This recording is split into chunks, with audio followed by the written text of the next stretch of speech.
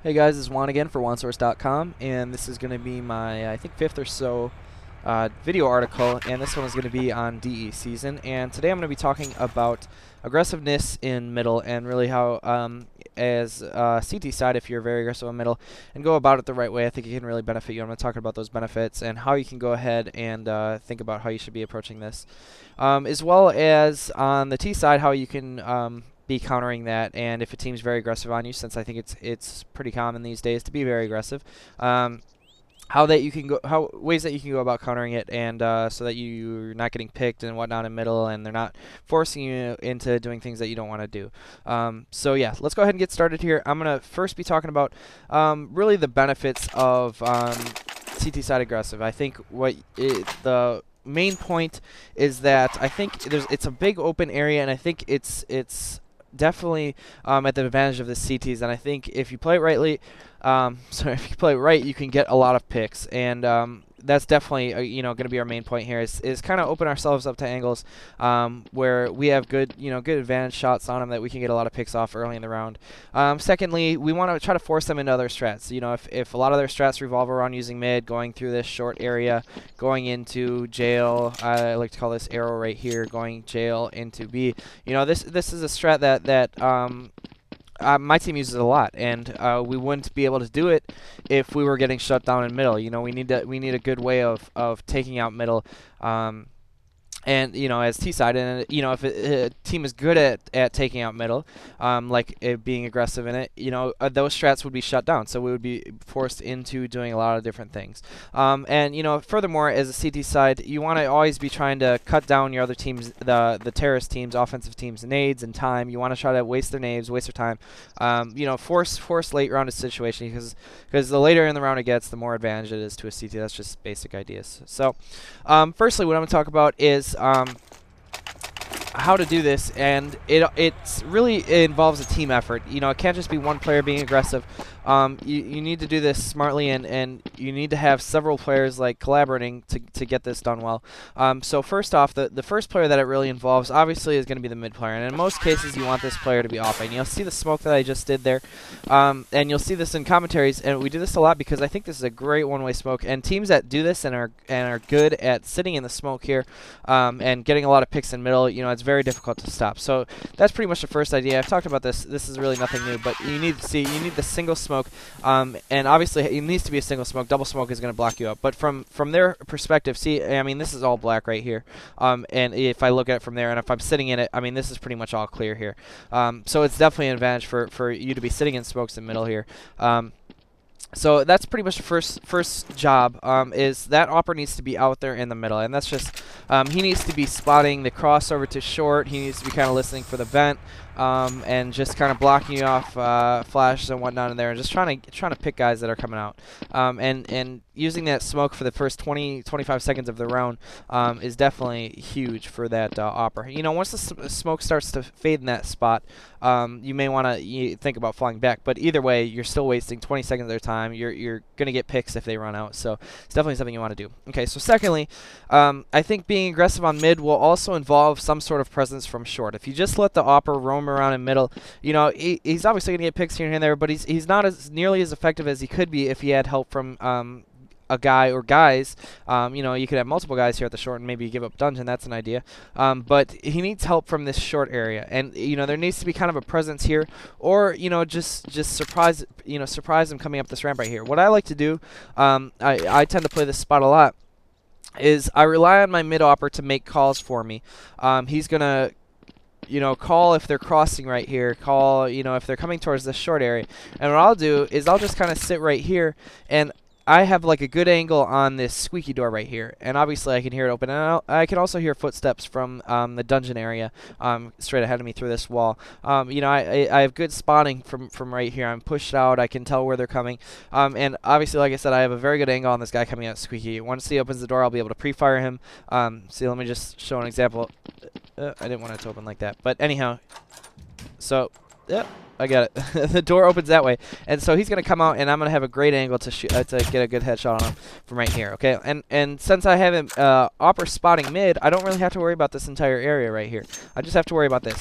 When he does call that they're beginning to cross, what I can do is just, since that door obviously makes a noise, I can open my back to that side, and once the door opens, then I begin worrying about it. But when it's closed, I can peek out right here once the opper says something. Say my teammate Nick, he's obviously going to be opping the middle, and he calls they're crossing.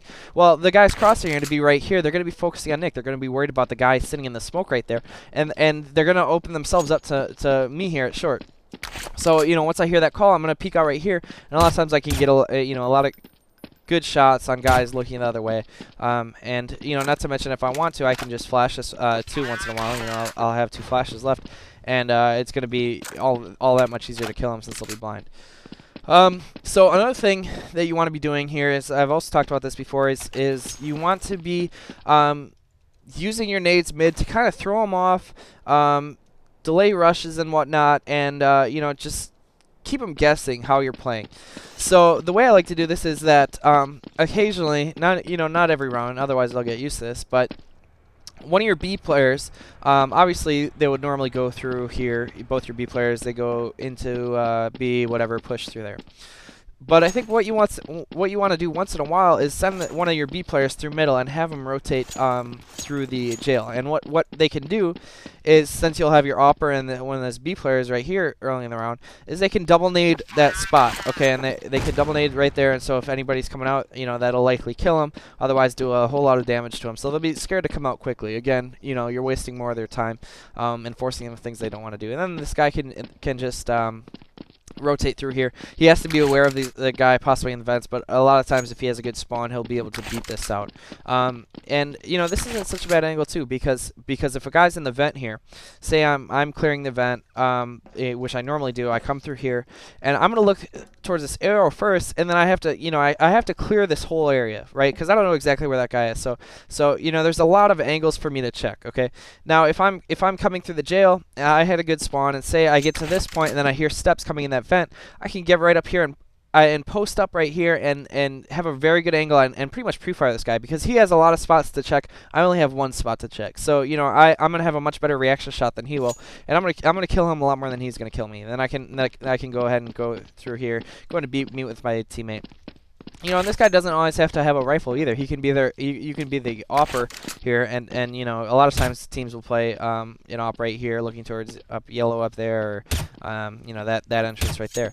And so this guy doesn't always have to have a rifle. Although it's probably best, he can have an op. And so maybe if you did have an op, you'll have 2 guys coming out here, and you'll have 2 ops right in the middle. So if they do decide to rush mid, you're just gonna pick them off, and it's it's gonna be very easy for you guys. But another option for this B guy here is that, and it doesn't always have to be a B guy. You could possibly pull a guy off A if they're really not hitting A much at all early in the round. But after you go ahead and do this and you double nade, you come up right here and you can push into this vent. If you've been double nading for a while, obviously you're going to be scared to come out fast, so you can get up right here, come into this vent, and just kind of sit at this corner right here, and you'll be able to pretty much lock down this area. And if a guy comes out, peeks right here, you have a pretty good peek shot. Otherwise, or if he's sitting in the middle here and looking towards jail here, obviously that's going to be an easy kill. So you have to do this very quickly, though. I mean, you don't have time to be sitting around. You have to pretty much get right here, bunny hop if you're able to, get right in this vent and peek down here right away. You can't be sitting around, and obviously you have to have a pretty good spawn to do that. But that's definitely another option if you want to kind of mix in with your different pushes and your aggressiveness on middle. So that's when you do double nade middle, and a lot of times you don't, even if you're playing aggressive middle, like say you want to push in middle, even though I said double nading is a good thing, occasionally it's a bad thing, because then they know that you're pushing up. Okay, so what you might want to do once in a while, if you've been nading almost every round, is just don't nade for once, and they'll pretty much figure that you're not playing aggressive middle, and you can silent push this. You can get up right here, you can have the opper in the back, and you can have your other guy like right here, and they're gonna have no idea, because they think you're playing back because you didn't double nade, and they say they're gonna say, okay, they're playing back in the sights, and this guy can just get play like a really funny angle like right here or something, or play right up here, and they'll have no idea that he's there, and so that's definitely an option that you're gonna want to throw in there once in a while, just to throw the other team off. So that's going to be it for the CT side. And now I want to talk about how you can pretty much counter this on the T side. So again, it's a big problem if you're on T side and you can't counter push is because your options become very limited. So, what you first need to be able to do is obviously, I think you need to be able to use the vents. So one guy should almost always be designated, you know, if they're pushing middle a lot. You know, not in all cases. If you're going to do a rush or whatever, it doesn't have to go here. But if you're doing, you know, like a default type strat or something, or you're setting up, there needs to be a guy in the vents here. You need to be able to kind of lock down this arrow area, so the guy can't just like free roam, strafing back and forth in this kind of wall area that I'm at right now, and just pick guys going mid. So you need some sort of vent presence, okay? Now this guy also needs to be aware of vent pushes, because I think it is becoming more common. Like I said, it is a pretty good thing to do once in a while. Is you need to be listening for when this vent breaks. Okay, now if you're kind of at like this point, the vent breaks, you need to get up to this point so that he can't beat you to this corner. Okay, but let's say you're back here and the vent breaks. You know, you're not going to beat this guy to this corner right here. You know, by the time he gets to this corner, you're going to be in the middle here, and you know it's just going to be a much harder shot. You have nowhere to strafe to.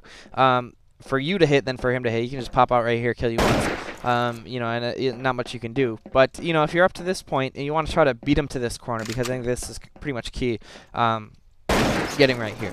But once you kind of get into this area right here, is you guys need to be using smokes in middle. And I'm going to talk about, first off, this vent guy. He needs to be using his smokes if he plans on kind of getting over, if he plans on pretty much getting out of here, and he knows that there's an opera middle, okay? I mean, this is pretty much just a death trap right here. If you just go right here unsmoked, a lot of times operas are going to be, you know, posted up right here. If they don't have a smoke up in middle, they'll just be posted up right on this angle, looking right towards that vent, because it's, you know, it's a pretty common shot. So this guy, you know, if he plans on crossing over short, and there's no other, you know, good blocking smokes in the middle up for him, he needs to be smoking off, like, what I generally do is come out right here and just kind of smoke off my close here. And so if there happens to be a guy in this field right here, playing quiet or something like I talked about earlier, is he needs to be kind of smoking this off right here and just maybe kind of sitting in your smoke. It's always an advantage for you to be in the smoke a little bit. It's easier for you to see in the smoke than it is to see through it. So, yeah, you know, if I'm coming out the vent, I like to throw that smoke, unless, you know, I'm not really planning on crossing here right away, in which case, you know, maybe I'll throw a fake smoke into A or something, line up a smoke, have it smoke like right here or something for guys coming out A. You know, that's definitely possible from there, and that's definitely an option. But you know, if you plan on having to go to short, you need another smoke up right here, because otherwise guys from in that area, this arrow right here, or in the field are going to kill you. But other than that, you need more smokes than that, I think, a lot of times early in the round. And what a lot of teams are trying to do now, and what we do is, that's not an accurate smoke. I don't know the smokes offhand, but if you just spend a couple minutes in spawn trying to figure it out, is get a couple smokes off right here, so that operas can't just sit right here. Like I said before, sit in single smokes help them. If they're single smoking, you want to smoke into that smoke so it's doubled, and so it's kind of making them useless. So you have a couple options. You can smoke like this area right here, or you could smoke off just like a line of smoke right here.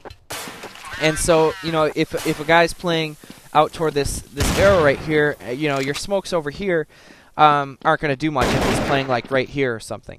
So having smokes like maybe closer to you, and if you plan on crossing short, you know, obviously that's going to do a much better job of covering you than they would right here. It all pretty much depends on your strat that you're gonna run. Although saying that, you need to be careful that your smokes somewhat look alike, because if they don't, then the other team is gonna be able to predict where you're going based on your smoke. So, you know, if every time you smoke off this area you go jail, and every time you smoke off this area you go short, you know, that's obviously not going to be a good thing. So you want to incorporate fakes into your smokes, and try to make them, you know, look alike as much as they can. Obviously, that's not going to be possible all the time, but say you want to smoke off this area. Generally, when you do these smokes, you go short. Well, maybe, you know, try to plow up through this smoke altogether and go into jail or something. Just something to keep it off balance, so that they're not really easily able to predict you.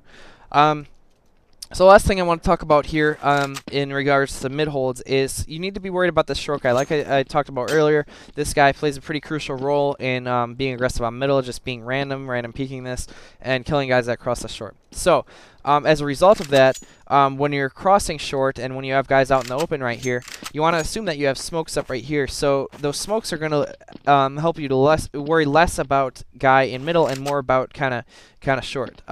But with all that in mind, you almost always want to have a guy, while, you know, maybe one or two guys are crossing here, you want to have another guy posted up so that a guy can't just flash and peek out right here, because you know, it becomes pretty obvious that you're crossing when you know, if a guy calls it in middle, or even when you get to this point, this guy's going to be able to hear your footsteps, so he'll easily be able to pretty much just flash and peek out. So you need a guy covering from this area. So I'm gonna that's going to be it pretty much, but I'm just going to recap these final points here, is that you need to have aggressiveness from pretty much all over the map in middle. You need to be aggressive here. You need to have your AWPer down in middle, being very aggressive. Sorry about this. Being very aggressive. And you have to have your kind of B rifler. He has to be dynamic. You know, he has to be switching up between nading and not nading. He has to be switching up between going jail and going through spawn. And, you know, once in a while he's going to want to come up through here.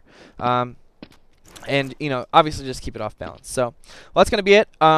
Again, I would like to encourage you guys to post your ideas on this map, what kind of aggressives you guys do, and, yeah, that's going to be it. We'll see you guys next time.